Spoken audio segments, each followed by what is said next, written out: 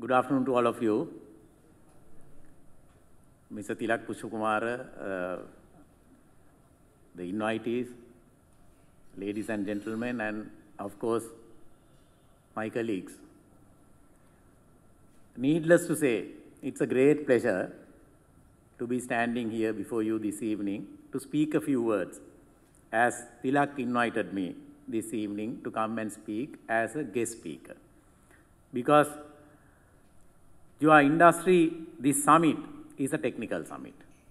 I mean, the backdrop says it all. Lean Industry 4.0 Summit 2023, developing human resources for digital transformation. I am not an expert of any of these. So, what I am going to talk about is how I see lean practitioners, their role in companies and the society. I would like to share a few of my thoughts. To me, lean practitioners' role is to make an organization or a process efficient. That is how I understand lean management. Because anything and everything can be improved. Anything and everything can be made more productive. Anything and everything can be made more efficient. But as lean practitioners, what are you focusing on?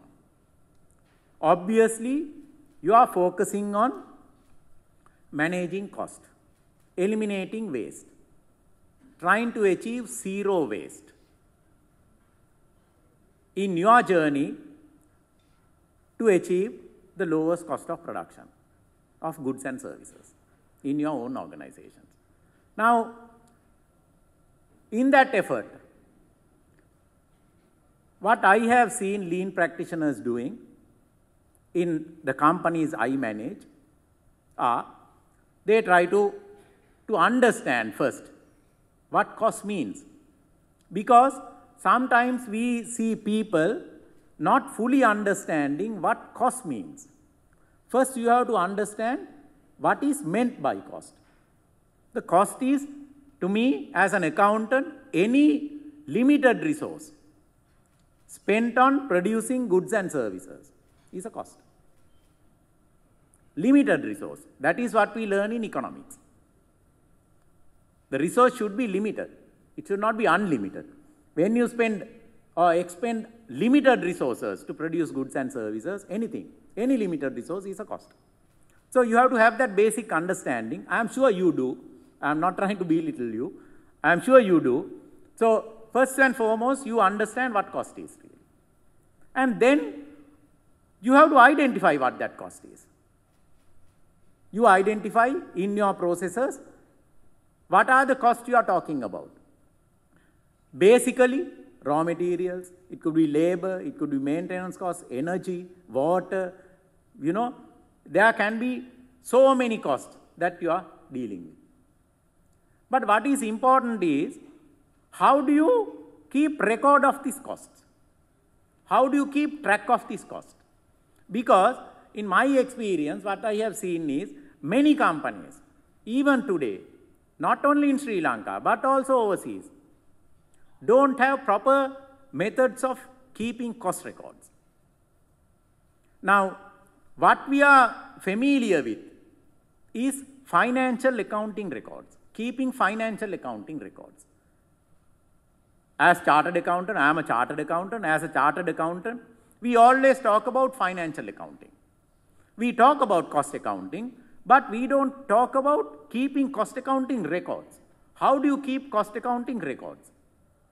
Why I am talking about this is, in the introductory remarks, Arun and the other lady, I am not sure of her name, she said, I am the chairman of the Sri Lanka Cost and Management Accounting Standard Board.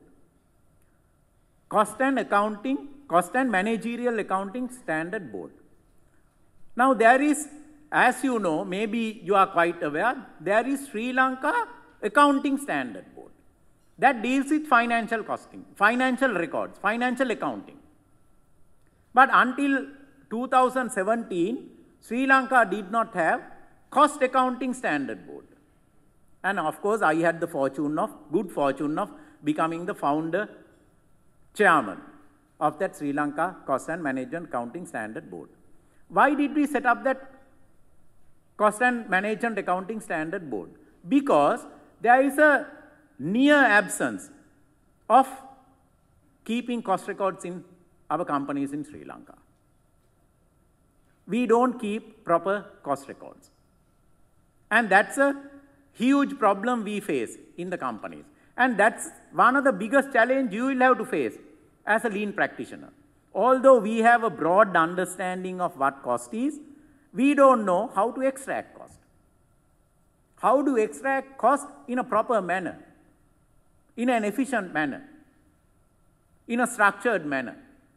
So we set up this Sri Lanka Cost and Management Accounting Standard Board back in 2017, and we are still struggling to build this conversation that we need to have a proper understanding of cost.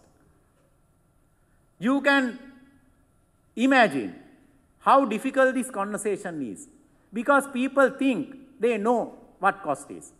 Companies think they keep proper cost records, but they don't. Now, say for example, recently, a head of factory who is also in this audience of one of our companies, of one of our factories, he came to me and said, when we go beyond a particular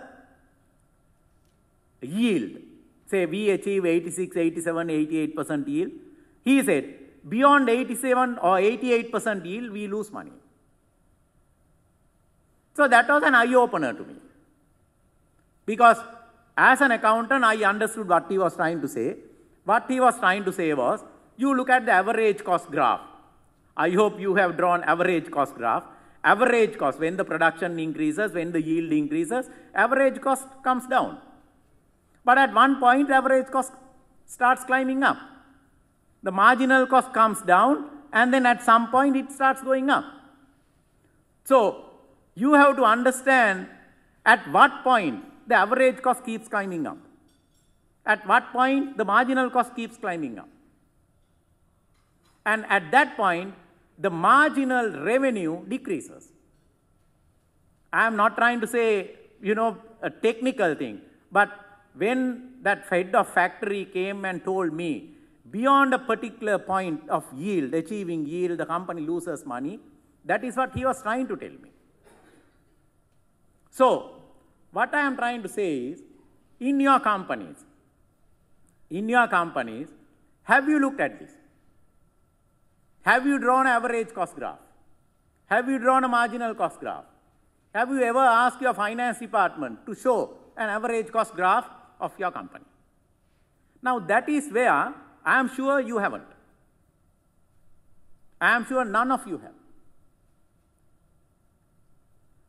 Because to compute average cost, even in our companies, we struggled. I told our finance department about 3 weeks ago when he told me, look, draw this graph and show me.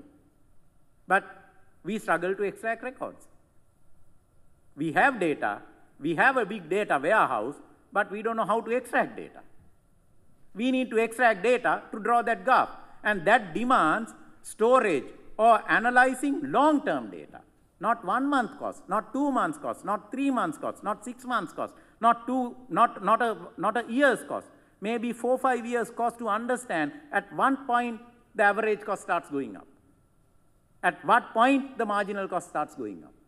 So that is the depth of the work you have in front of you. That is the depth of understanding you need to have about cost. Otherwise, as general practitioners, what we tend to do is, yes, we try to see a cost base or a cost driver, and then we go and try to analyze what are the components of that cost driver, and then we try to break it into different parts through all your techniques you have learned, and try to bring it down. You try to bring down cost. Now, in doing that, you analyze cost. You try to optimize. You optimize operations. You optimize processes. Then you standardize processes. Then you get employee engagement. You empower them. And you achieve cost leadership.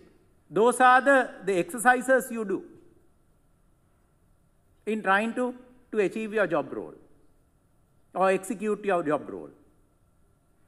But what you have to understand is that you have to have a broad understanding of what is meant by cost and what are the components of cost, how to keep cost records, and how to extract those records to take decisions you need to take in your day-to-day work life. So that is a very fundamental thing you need to understand.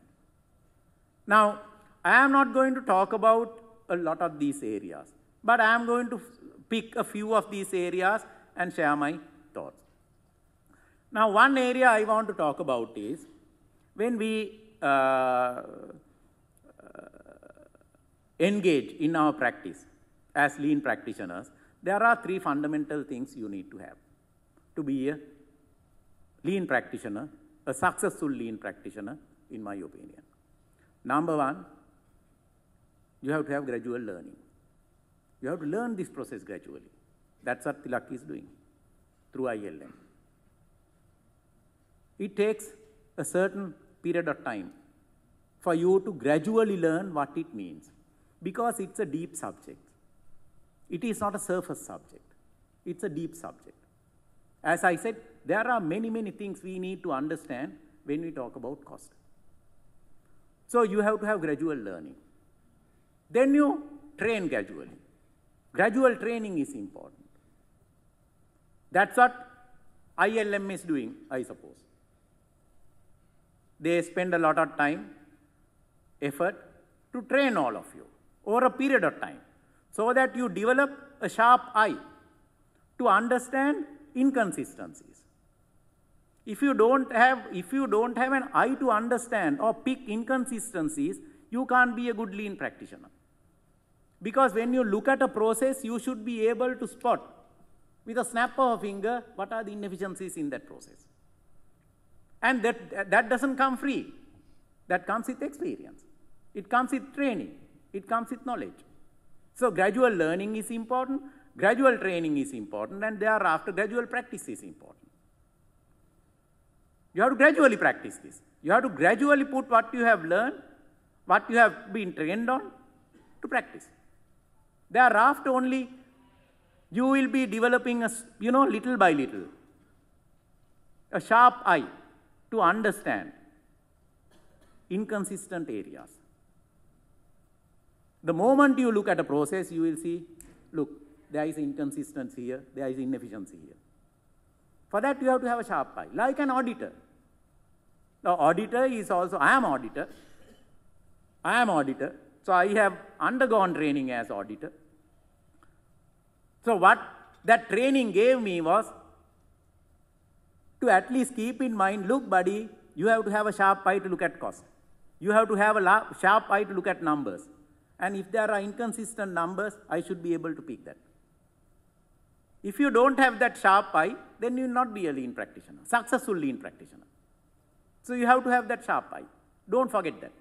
And that doesn't come overnight. It comes with training. It comes with years of training. And with that years of training, the value you can bring to the table in your organization is enormous. Because everybody doesn't have that eye. So you have to develop that. You have to put in extra effort to develop that eye. When you have that eye, say for example, if you read English, if a slide comes before you, if there is a spelling mistake, you will pick that. Very quickly you will pick it really. So you have that sharp eye. Without that sharp eye, you can't pick. So that's a very important thing you need to understand. Gradual learning, gradual training, gradual practice. And thereafter, what do? You have to engage people.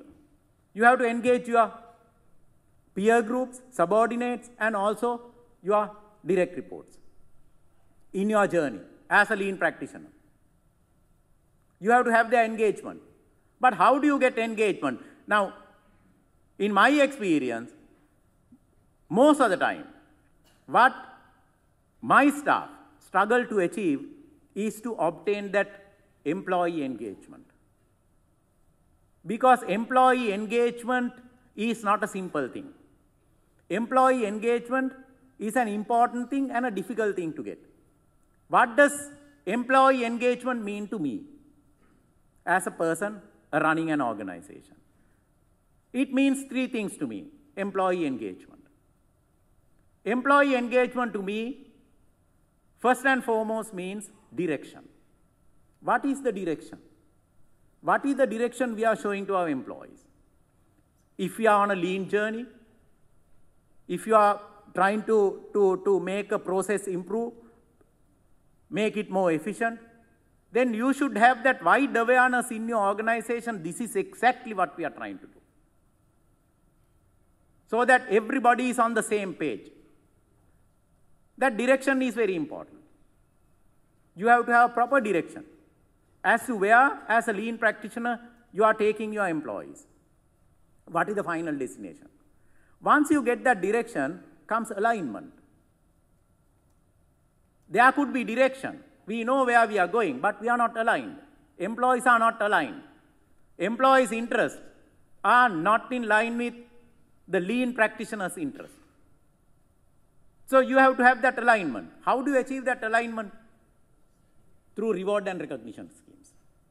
You have to have proper reward and recognition schemes to make sure that employees' interests are properly aligned with your interest, the organization interest. It's like you all are engineers, I am sure. You all are technical people. It's like a vehicle. In a vehicle, from time to time, you check alignment. You put the vehicle to alignment bay and check alignment. Why do you check alignment? If the vehicle, if the wheels are not aligned in the vehicle, what happens? The steering wobbles. You can't get speed. You can't gather speed. The vehicle cannot gather speed. The steering wobbles. The wheels wobble. You know where you are going, but the components are not aligned. So you have to get that alignment from employees. You have to get the employees to come with you, hold their hands, and go that journey.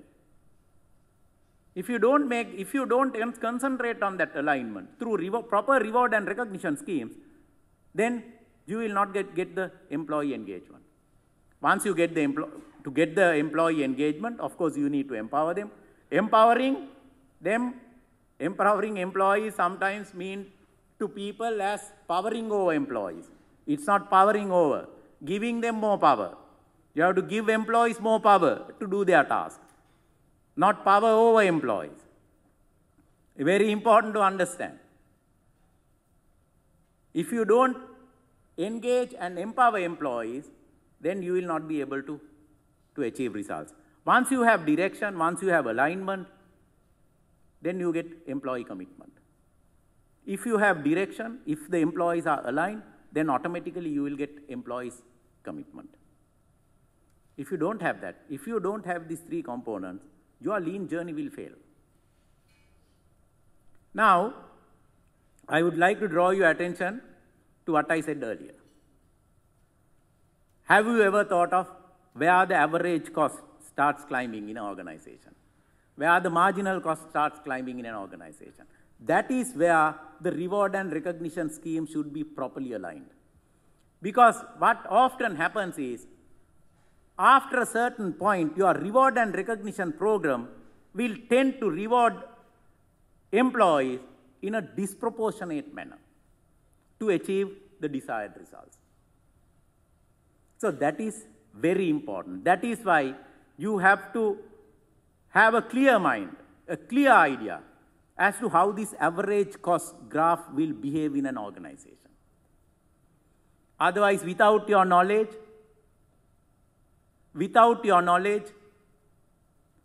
you will basically disturb or breach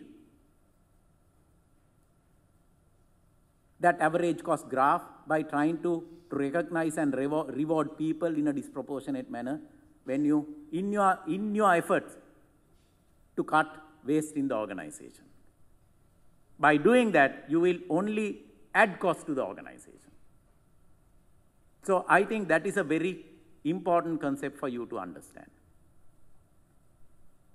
Then, how do you achieve, as lean practitioners, you are supposed to take leadership in achieving cultural and organizational change. When you try to do this, obviously, a lot of people will ask you, hey, what are these people trying to do? What are we going to get out of this?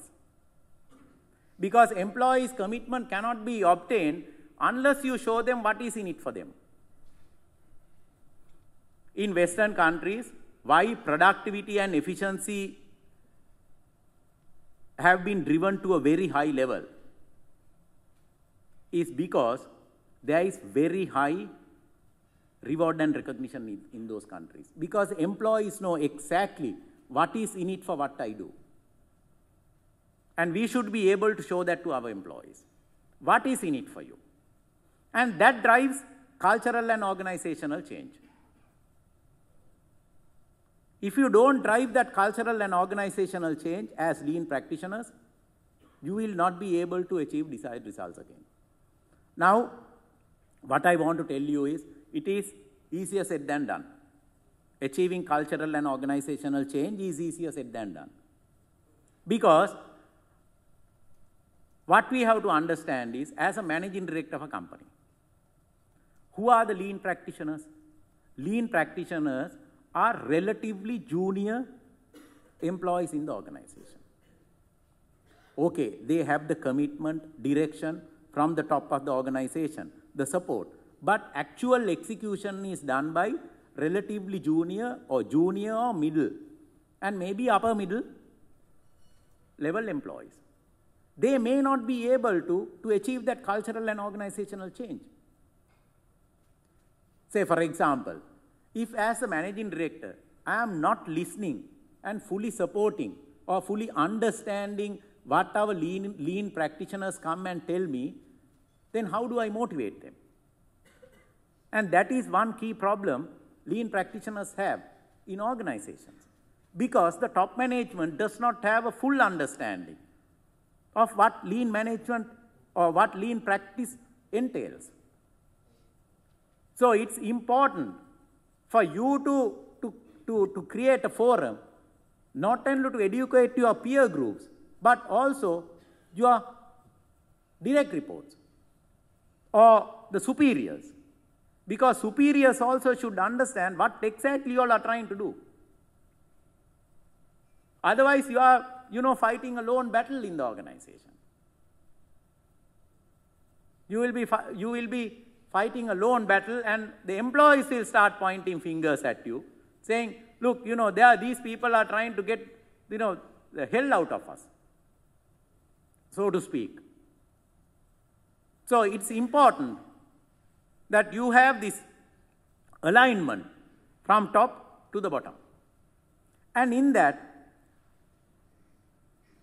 cost leadership, actually cost leadership I would like to interpret not as cost leadership, but you should be leaders in cost management.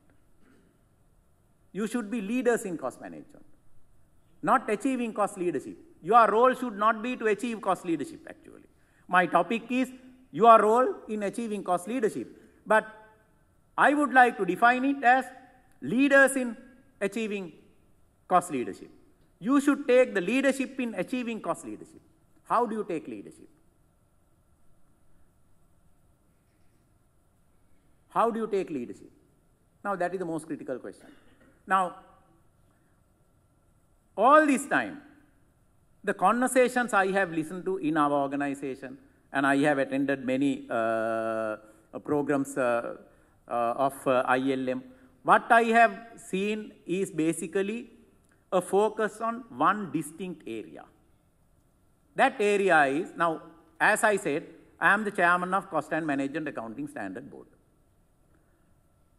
Now, when we talk about cost, there are two types of cost. Very important to understand. One is the managerial cost, and the other is the societal cost. What is managerial cost? Managerial cost is what we are talking about. What is within our management? What can be controlled by us? What is impacting management decision-making process? Our organization labor cost, our organization transport cost, our organization maintenance cost, our organization electricity cost, our organization spare parts cost, our organization fuel cost, our organization overtime cost. So that we are fully aware of. And over the last maybe 10, 15, 20 years, we have been talking about this. We have been spending a lot of time and effort trying to manage managerial cost, trying to achieve excellence in managing managerial cost. But are your companies doing well? Now you have done a lot of work. You have done a lot of work. Are your companies doing well enough? Are your companies happy? Are you happy working in your organizations, working in Sri Lanka, with what you are getting for the effort? Are you all happy? I am sure, even though you don't answer that question, you will find it difficult to answer that question. Why I say that is sometimes due to, the various things that have happened in this country, sometimes I ask myself whether I am happy to call myself a professional. Sometimes I find it difficult to answer that question. Same way, I am sure you find it difficult to answer that question deep in your heart, whether you are happy with the effort you are putting in and the result you get. I think overwhelmingly the answer deep in your heart is no. You are not happy. Why? Because by managing managerial cost alone, the company cannot grow. One of the biggest problems in a lot of our companies is, in this country, most of our companies have outgrown the economy. They have grown at a faster rate than our economic growth. So now they are struggling because the economy cannot support this growth. It's like our university system, producing technically skilled people, technically competent people. We produce engineers, we produce quantity surveyors, we produce accountants, we produce doctors, we produce architects, physics graduates, chemistry graduates. We produce a lot of technically qualified people. Very good, commendable, laudable. But when they come out of the university, can our economy give them job opportunities? The economy cannot. Why? Because our organizations have grown bigger than the economy. The economy cannot support it. Why? Because, in my opinion, we have not paid adequate attention on societal cost. Why societal cost has not been paid attention? When I talk about societal cost, now this conversation we are trying very hard to build in this country, in this economy, among professionals. While we spend a lot of time and effort trying to understand managerial cost, trying to manage managerial cost, we pay zero attention to societal cost. And the companies are reeling under this huge burden of societal cost in this economy. What is societal cost?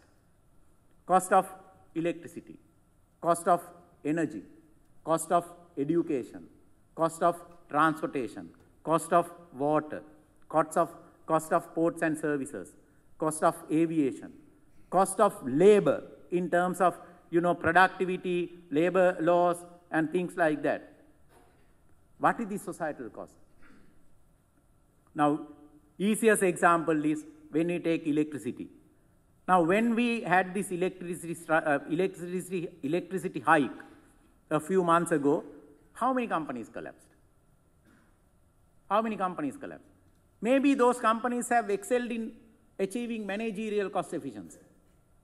But when the societal cost that you have no control over has an overwhelming effect on your company, the company collapses. So what is the point in managing managerial cost? if you are forgetting the societal cost. And one of the problems we have is not only companies, even these state-owned enterprises, state-owned organizations that are in charge of these societal costs have no cost records. They don't know what cost means. They have a rough idea. Okay, they will say electricity unit is costing the CEB maybe 30 rupees or 40 rupees or whatever, I don't know. But what is the mix of that cost? What is the right mix of that cost? What are the basic components of that cost? Nobody knows. What is the cost of water in this country? Nobody knows. What is the cost of education in this country? If you are a graduate, do you know how much the government has spent on your education to take you out as a graduate from your university? No, we don't. So without knowing what our cost is, how do you manage cost? It's the same thing when you talk about railways and most importantly unseen things that we don't even consider as cost, like the cost of foreign exchange. Have you ever thought of foreign exchange as a cost? If you have, I congratulate you. If you haven't, I sympathize. How do you get dollars? Dollars into this country. Dollars belong to the society. When dollars are sent by the people who have migrated as migrant workers, they work overseas, they send us dollars, and export companies struggle to earn foreign exchange. And in our country, in a lot of Asian countries, underdeveloped Asian countries, what happens is basically a certain class of people who are having, or I would call it, there is no classes of people, income class. High income class section hijack this foreign exchange. And the benefit of that foreign exchange does not go down to the society. That is why, say for example, I came to this summit with a driver in my car. If Tilak held this summit in Singapore or Japan, do you think I would have come here by car with a driver? No. I would have taken a metro. I would have taken a metro. So who paid for my petrol? Who paid for my diesel? The man walking on the street. So we enjoy that. And we don't know the real cost of energy. That is why we are using these resources. High income class people or middle income class people take it as advantage. That is because we don't know the real cost. We don't pay for the real cost of that resource.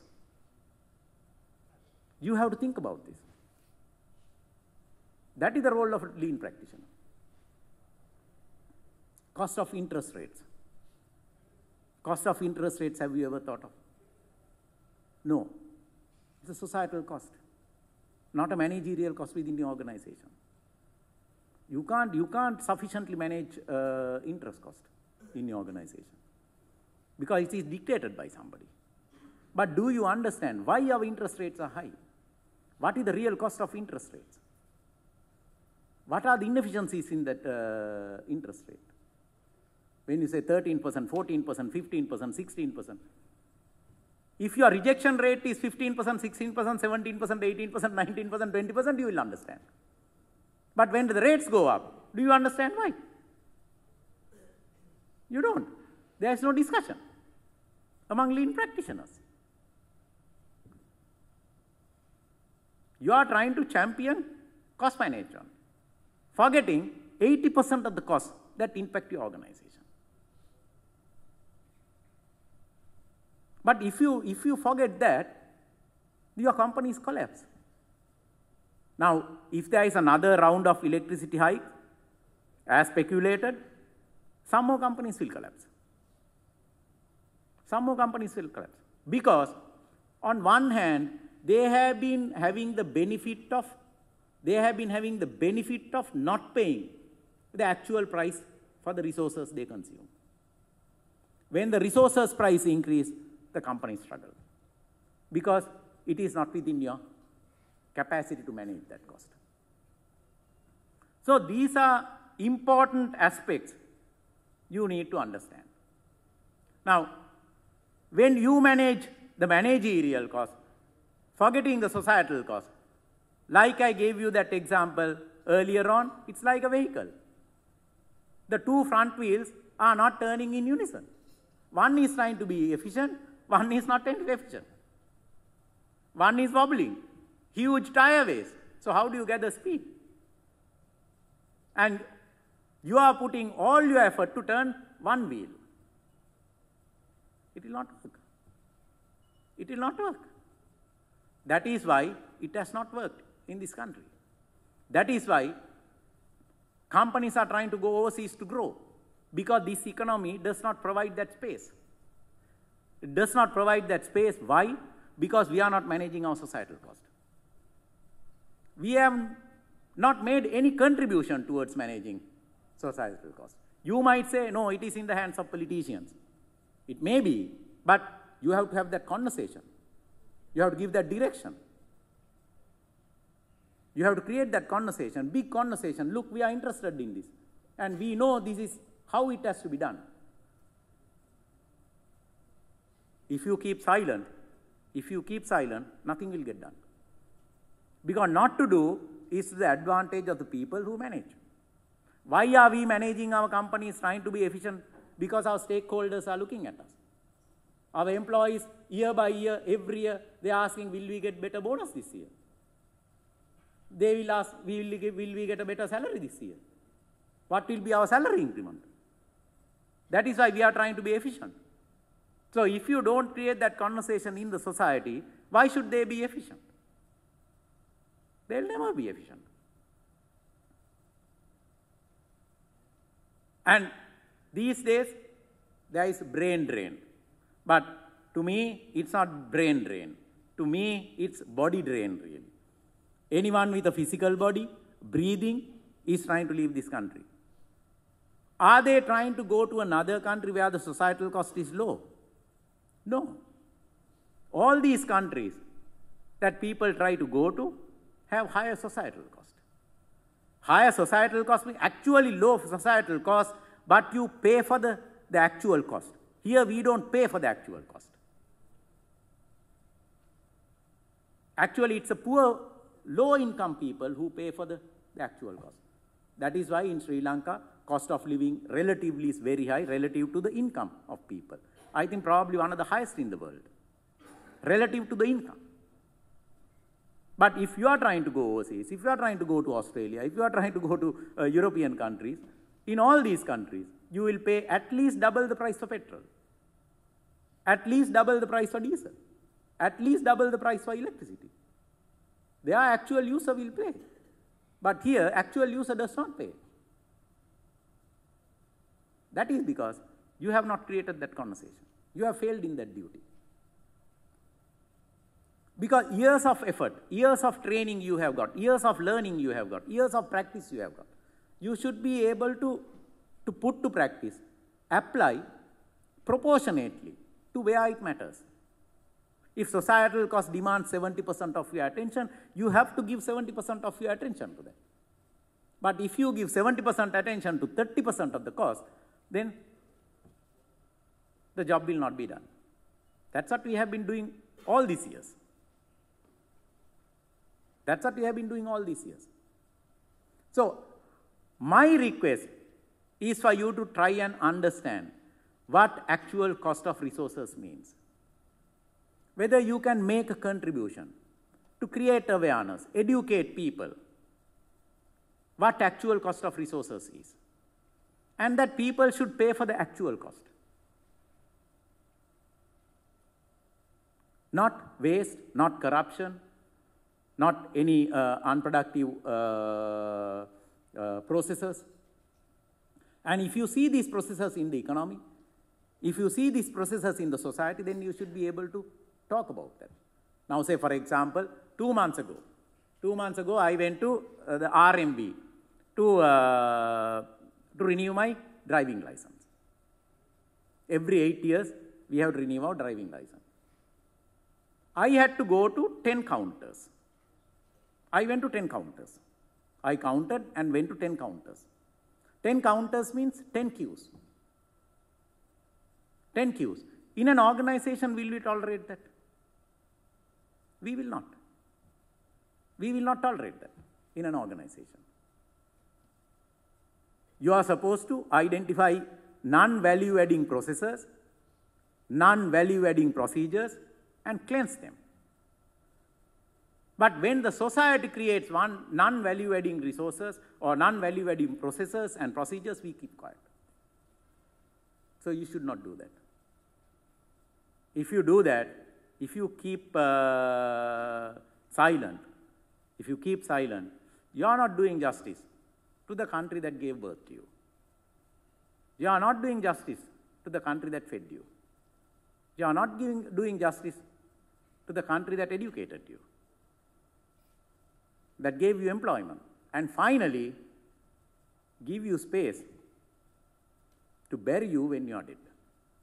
That is also something you have to keep in mind, because you have a big duty to the people in the society to make sure, as educated people, as education professionals, to make a contribution towards managing societal cost. If you don't manage societal cost, it will guarantee your success. It will guarantee failure. It will guarantee failure. It's coming. So you have to create this conversation. Don't keep quiet. Be a true lean practitioner. Be a true lean practitioner to the very core of it. Create this conversation in your organization. Look, we are interested in the societal cost, what we are paying for. So your role should not be limited to managing managerial cost as lean practitioners. If you limit your focus to managing only managerial cost, you will not succeed. You will not succeed.